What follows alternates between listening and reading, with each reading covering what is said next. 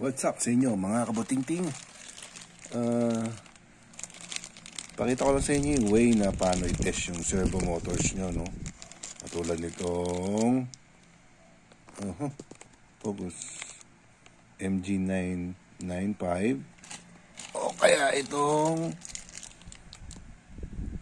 MG90S, no? So kahit anong servo na pang Arduino, pang projects, no? Para yung matest nyo yung nabili nyo is kailangan nyo nitong anong tawag dito, servo driver, no? Anong tawag dyan? Ayan, servo con hindi ko malabasa, malabo na rin mata ko, sorry. So ayan, para matest nyo yung servo nyo kung gumagana ng maayos, hindi umiinit. Kasi pag tinest nyo kagad yan doon sa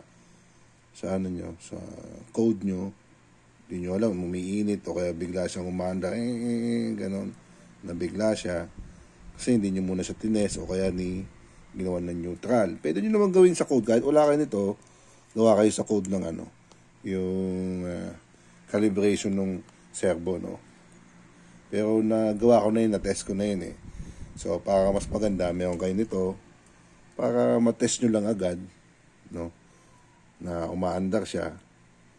Ang nakita ko lang disadvantage nito, pero hindi ko pa siya nagagalaw, no?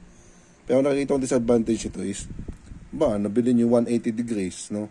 Parang 45 degrees lang kasi siya eh. 45. O tama, parang 45 degrees lang, no? Instead na 180. Tama ba? Masisira na ako sa mata. Kaya kabit lang muna natin, no? Kabit lang muna natin. Yan, pinawer up muna natin siya, no? So ngayon, naka-manual siya, no? Yan. Yung sinasabi ko sa inyo, parang hindi mo makuha yung 180 degrees, no? Baka yan, naka-neutral sa dyan. Yan yung neutral ko eh, na-test ko na kasi ito eh. So, pupunta tayo dito sa kabila. Yan yung sagad niya. Ayan. Pupunta tayo sa kabila. So, yan yung sagad niya, di ba? So, parang V lang siya. V. Ate V, Michael V. So, sa code kasi ma-adjust mo yan yung mismong 180, no? Yung sagad. Sa ganyan. So, ang purpose na lang nito is para ma-neutral nyo agad, matesting nyo kagad yung servo nyo na gumagana, tapos ma-neutral nyo siya kagad bago nyo i-test yung code nyo, no? Kung wala pa kayo naka-prepare na calibration code para sa servo nyo. So, maganda na rin to. Ayan. Ayan. Liwanag masyado eh.